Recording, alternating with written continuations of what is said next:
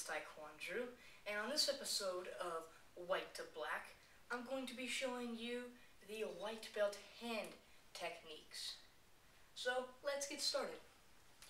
Now, the first hand technique is probably the most widely known hand technique of all martial arts. The punch. Now, there's many different ways to throw the punch. You can come around from the sides like a hook punch. You can come up like an uppercut. But I'm just going to show you how to do the straight punch. Now, the best way to practice your punch is to get in a horseback stance. Now, the horseback stance is pretty much what it sounds like. You imagine like you're riding a horse, and you straddle your legs like this, and that's the horseback stance. So, to start with the punch, you're going to chamber your fist right on your belt level with your palm facing up. And so when you throw the punch, you're going to bring your fist, you're going to punch out and turn before it gets to the end. That's going to create more torque and more power.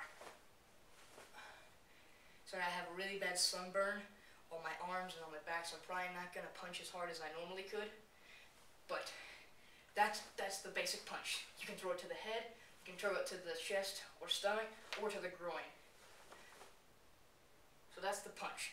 And now, just like it, is the palm thrust. It's pretty much just it's the same form as a punch. You're going to start with your hand chambered like a punch, but you're just going to come up and you're going to act like you're high-fiving someone to the face. So that's the palm thrust. Next technique is the tiger claw. You start out by throwing the palm thrust, but then you can just curve down and grab to the tiger claw. That's useful for grabbing at the eyes or the nose or ear or throat, but it's best for the eyes. That's a very destructive technique, and I don't recommend using that unless you really have to hurt the person. Now, the next technique is the hammer fist. That probably sounds cool, right? So, I always start out when I get my horseback stance, I throw a left punch. So you're going to chamber your fist just like the punch again. I'm just going to use my left hand as a target. I'm going to bring my hand up, and you can either come back for like a backwards, what's it called? Back fist, like outside in back fist. You can come like this and come over on the top, or you can just from your chamber straight to there. But you could get more power by doing that. See, that was outside in back fist. You can do it just with like the hammer fist as well. That's the hammer fist. And after the hammer fist is the elbow strike. Now it's best to throw this from a fighting stance. You just come out, make your target. You're going to swing your elbow tucked in tight like a bird wing or chicken wing. And you're going to come out and strike with the elbow.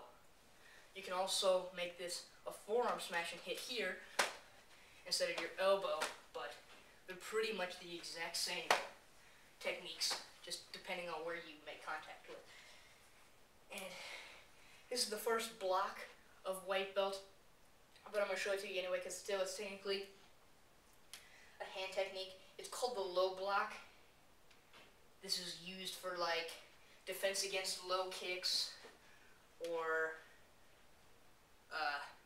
strikes to the groin. You can use this low block. It's also very common in forms. So for this, you're going to make a front stance where your front knee is out, depending on the size of your legs. I have pretty big legs, so I can make a wide front stance. But you're going to take your front leg, either your right leg or your left leg. I'm going to use the left leg, and you're going to bend your knee so you can't see your toes. You can have all 10 toes pointing straight, or as straight as you can. I have like weird feet, so one of my back leg always has to like point to the right. If it's in the back, it has to point to the right. If it's in the back to the left, it has to point to the left. Just a little bit, but try and get all 10 toes squared. and then your back leg is locked out straight. So that gives you a very stable stance.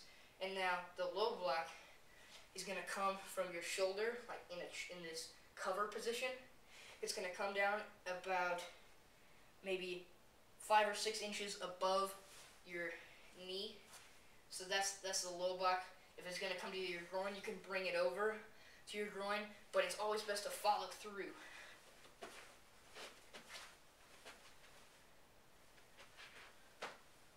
So those are the white belt hand techniques. Please like, favorite, and subscribe for more.